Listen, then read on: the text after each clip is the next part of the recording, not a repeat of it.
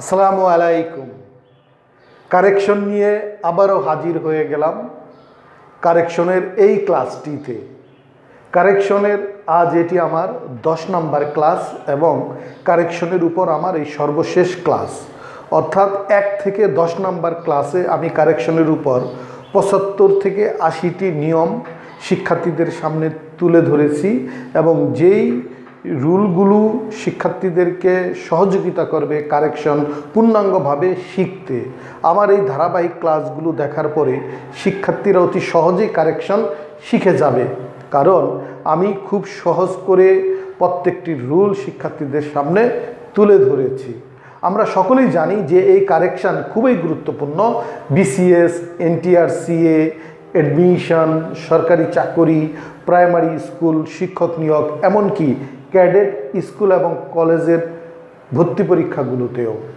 এছাড়া ডিগ্রি ক্লাসে 5 মার্কসের কারেকশন এসে থাকে।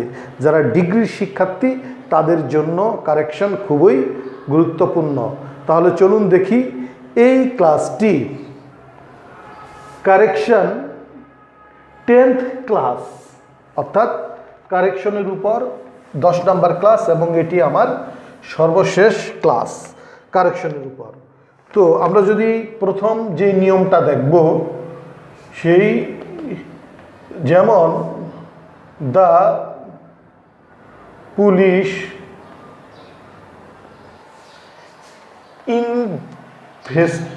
investigated into the case.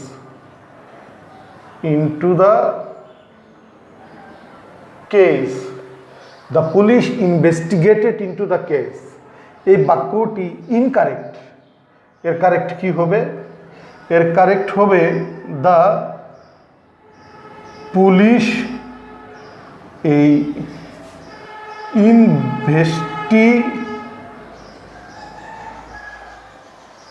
Investigated the case. এটা হবে কারেক্ট, কারণ এই ইনভেস্টিগেট এর পরে প্রিপোজিশন হয় না, কিন্তু এইখানে এই ইনভেস্টিগেটের পরে প্রিপোজিশন আছে, তাই এই বাক্যটি ইনকারেক্ট। তাহলে কারেক্ট কি হবে? যে ইনভেস্টিগেটের পরে প্রিপোজিশন হয় না। যেমন investigate, resign, order, discuss, resemble,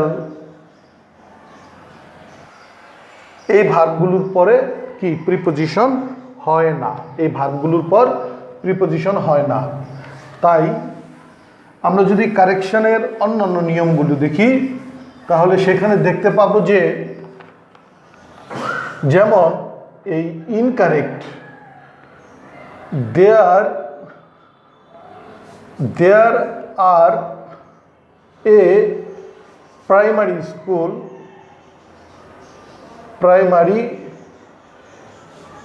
school in our area.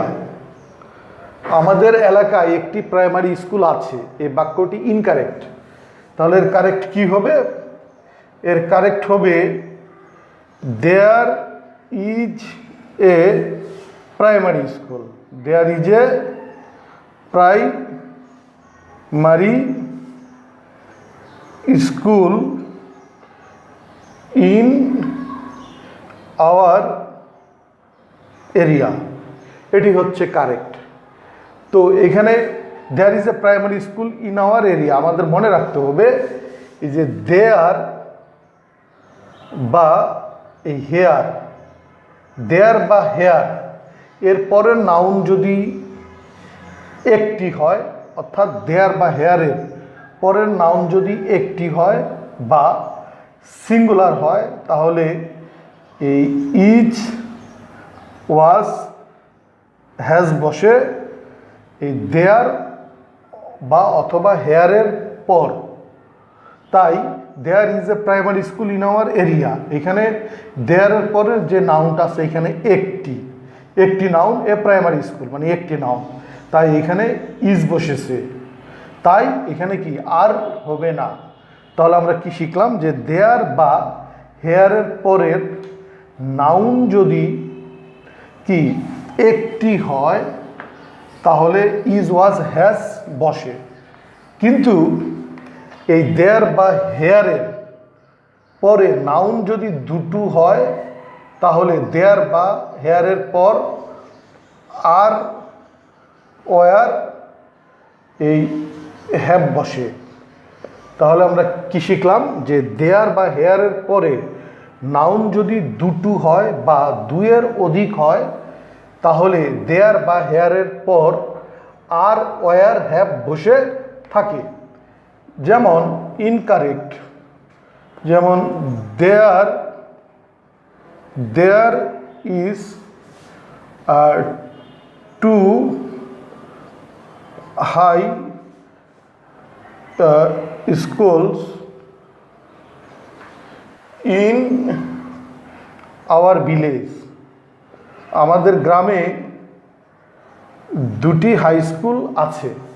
এই বাক্যটি ইনকারেক্ট, তাহলে কারেক্ট কি হবে? কারেক্ট হবে দেয়ার আর, কারেক্ট হবে there are two high schools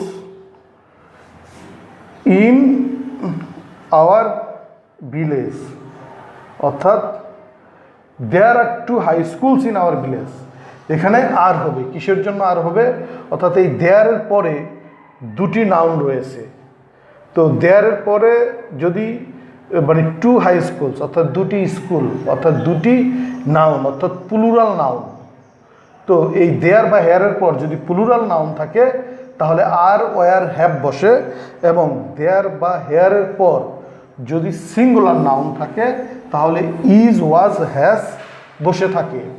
আমরা যদি কারেকশনের আরও অন্যান্য রুলগুলো দেখি তাহলে দেখতে পাবো যে যেমন incorrect, the climate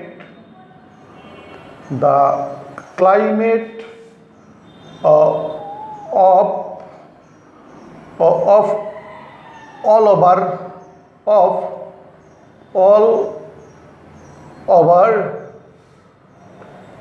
the country is not good,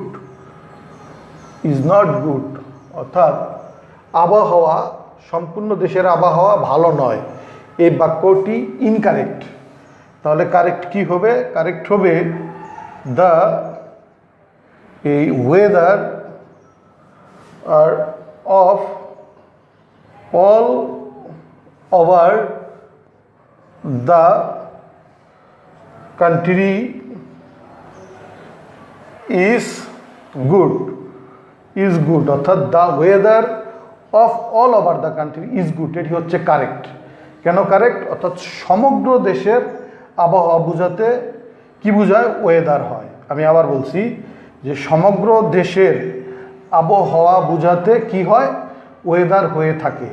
তাহলে the weather of all over country is good, অর্থাৎ সমগ্র দেশের আবহাওয়া কি ইজ নট গুড মানে ভালো না, সমগ্র দেশের আবহাওয়া ভালো না।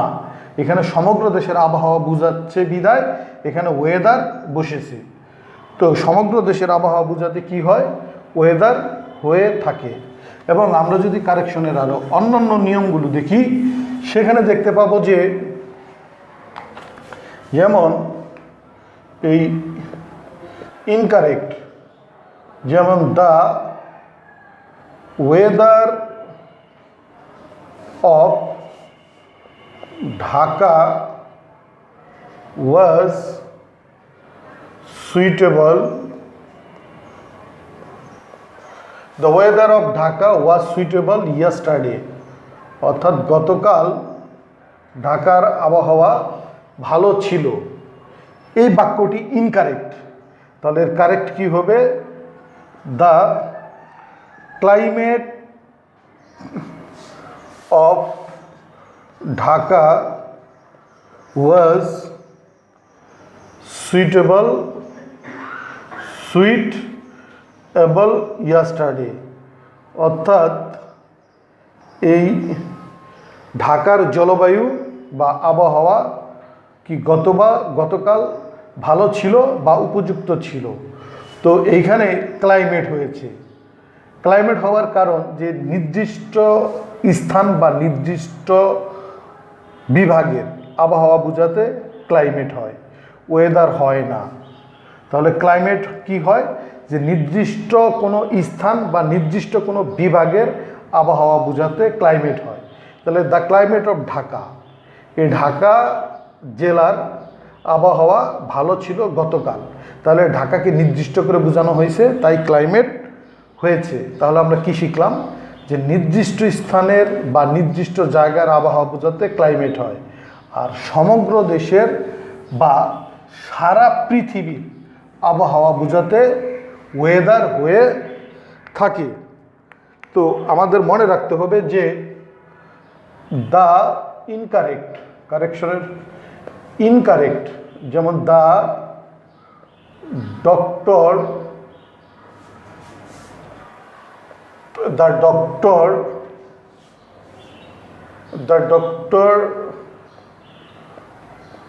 observes the body of the patient, অর্থাৎ এই ডাক্তার রোগীর দেহকে অবজার্ভ অর্থাৎ পর্যবেক্ষণ করেন, বা ডাক্তার কি রোগীর দেহকে দেখেন। এই বাক্যটি ইনকারেক্ট। তাহলে কারেক্ট কি হবে, the doctor feels the body of the patient, অর্থাৎ এটি correct. The doctor feels the body of the patient, doctor কি রোগীর দেহকে দেখেন, অর্থাৎ রোগী দেখার ক্ষেত্রে সর্বদাই কি হয়ে থাকে, ফিল হয়। অর্থাৎ ডাক্তার যখন রোগী দেখেন, সেই রোগী দেখার ক্ষেত্রে ভার্ব সর্বদা ফিল হয়ে থাকে। এক কথায় রোগীর নারী ভুঁড়ি দেখার ক্ষেত্রে ফিল হয়, বা রোগী দেখার ক্ষেত্রে ভার্ব ফিল হয়ে থাকে, বা রোগীর নারী ভুঁড়ি দেখার ক্ষেত্রে ভার্ব ফিল হয়ে থাকে। তো আমরা যদি আরো অন্যান্য রুলগুলো দেখি, তাহলে দেখতে পাবো যে যেমন ইনকারেক্ট, যেমন রানা এই এক্সেলস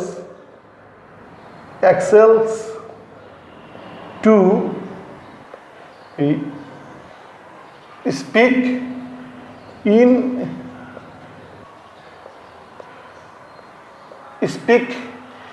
ইংলিশ। তাহলে এই বাক্যটি ইনকারেক্ট। তো এই বাক্যটি ইনকারেক্ট, তাহলে এর কারেক্ট কি হবে, এর কারেক্ট হবে যে রানা এই এক্সেলস ইন এই speaking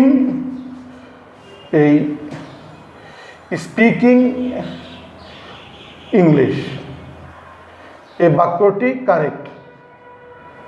Rana excels in speaking English, Rana ইংলিশে কথা বলতে দক্ষ, এটি কারেক্ট। কারণ এই এক্সেল এবং এই সাকসিড, এই দুটি ভার্বের পরে ইন বসে, এবং ইনের পর এবং এরপরে আবার ইনের পর যদি কোনো ভার্ব থাকে, সেই ভার্বের সাথে আইএনজি হয়ে থাকে। এক্সেল এবং সাকসিডের পরে ইন বসে, এবং ইনের পর যদি কোনো ভার্ব আসে, সেই ভার্বের সাথে আইএনজি হয়ে থাকে। তাহলে Rana excels to speak in English, এই বাক্যটি ইনকারেক্ট। কারণ এক্সেলের পরে ইন বসে এবং ইনের পরে এখানে এক্সেলের পরে ইন বসে এবং ইনের পরে ভার্ব স্পিক আছে, তাই স্পিকের সাথে স্পিকিং রয়েছে। আর এইখানে স্বভাবতভাবেই এই স্পিকিংয়ের পরে ইন বসবে না, স্পিকিং ইংলিশ হবে, তাই বাক্যটি correct. Rana excels in speaking English, তাহলে এক্সেল এবং সাকসিডের পরে প্রিপজিশন ইন বসে এবং তারপর যদি কোনো ভার্ব আসে সেই ভার্বের সাথে কি হয়, আইএনজি হয়ে থাকে। যেমন এই incorrect,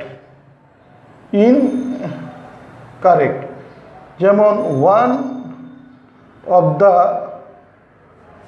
the boy are in the class, one of the boy are in the class, এই বাক্যটি ইনকারেক্ট। তাহলে কারেক্ট কি হবে, যে one of the boys is in the class, এই বাক্যটি হচ্ছে correct. One of the boys is in the class, কারণ এই ওয়ান অফ দ্যার পরে যে নাউনটি থাকবে সেই নাউনটি সর্বদাই প্লুরাল হবে। তারপরে যে ভার্ব থাকবে, তারপরে যে ভার্ব থাকবে সেটি সিঙ্গুলার বিভার্ব হবে। কি হবে, সিঙ্গুলার বিভার্ব হবে। তাহলে এই ইজ হচ্ছে সিঙ্গুলার বিভার্ব, তাই এরপর ইজ বসছে। তাহলে আমাদের মনে রাখতে হবে যে এই ওয়ান অফ দ্য এই আইডিয়ার বা এই